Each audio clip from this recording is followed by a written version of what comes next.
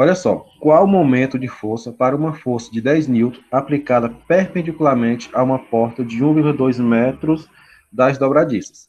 Pessoal, a gente sabe que momento de uma força é o quê? É força vezes o deslocamento. A força aplicada em um certo objeto vezes a distância do ponto que foi aplicada essa força até o ponto fixo, certo? Isso se dá o nome de momento de uma força, que causa uma rotação ou uma translação de um corpo.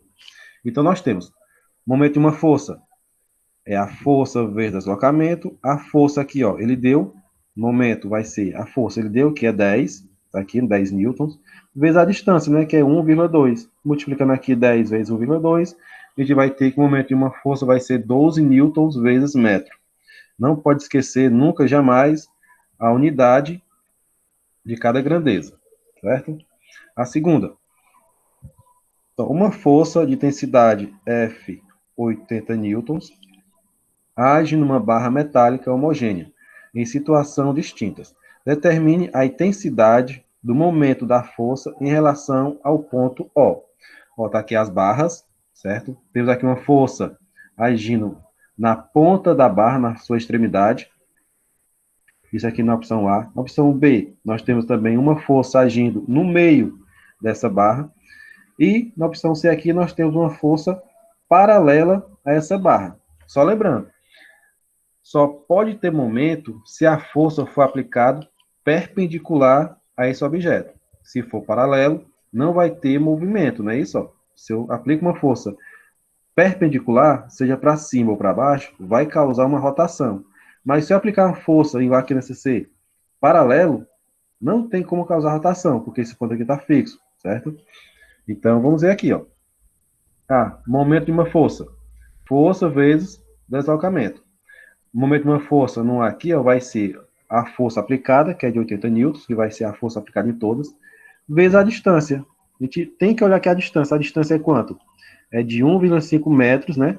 Do ponto de apoio até o ponto onde está sendo aplicada essa força. Então, 80 vezes 1,5, a gente vai ter aqui um momento de 120 joules, certo? Lembrando, né, que pode ser Newton vezes metro ou joules, né? Mas interessante que seja Newton vezes metro.